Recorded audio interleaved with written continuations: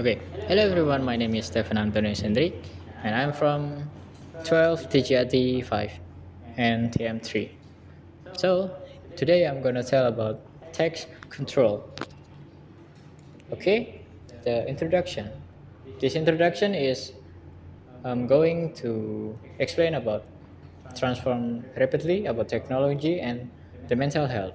So in this in this era, technology has developed rapidly in recent decade, especially with the rise of smartphone and media platform. While this technology provides many benefits, excessive usage among teenagers has raised seriously concern about mental mental well-being.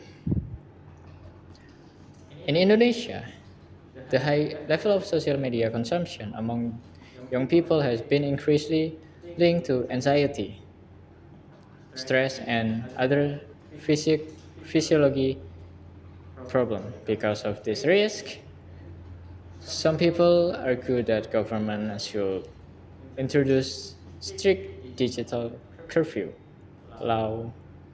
So this essay will discuss the relationship between social media and the mental health. Okay, and when we see the data from October 2025, we will see that in Indonesia, TikTok user is 1 hour and 53 minutes per day in average, following with WhatsApp, YouTube, Facebook, and so on. So the social media usage in Indonesia is has a large usage. That's why Indonesia is one of the countries with the highest social media usage in Indonesia. Report from digital research agency show that Indonesia spends several hours each day in social media. So, especially on the TikTok, WhatsApp, and YouTube, and other social medias.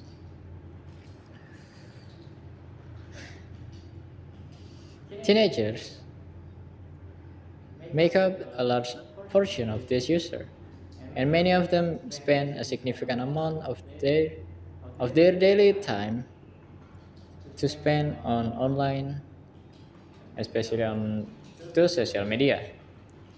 So because of that, the exposure and information from the social media may may make the teenagers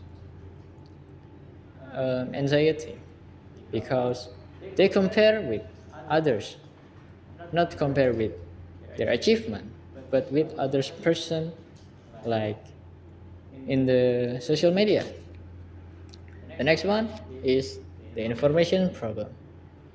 Because too many information come from social medias, the teenager have problem with sleep and relationship. Implementing strict smartphone limit such as digital curfew police could help reduce excessive usage and encourage healthier habit among teenagers by restricting access during certain hour. Government might promote better sleep schedule and motivate young people to spend more time on education, such as such police also have potential disadvantage strict regulation that could seen as limiting personal freedom and enforcing this rule may be difficult in practice. Furthermore, smartphones are also important tools for education and communication. So overly rigid restriction could negatively affect student learning opportunities. And that is the limitation that can the restriction in other hand can make limitation for young people, but in other hand also can limit the student for more information. So, the conclusion, the widespread of the social media in Indonesia has created growing concern about teenagers' mental health. Unlimited smartphone usage can worsen psychology problem by encouraging addictive behavior and reducing real life health social interaction.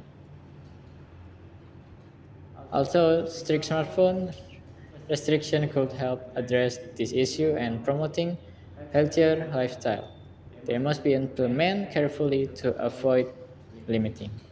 So, um, the social media restriction is kind of pros and cons because there are limiting, but there are made to reduce the health mental health problem, but with with great restriction, it can come with the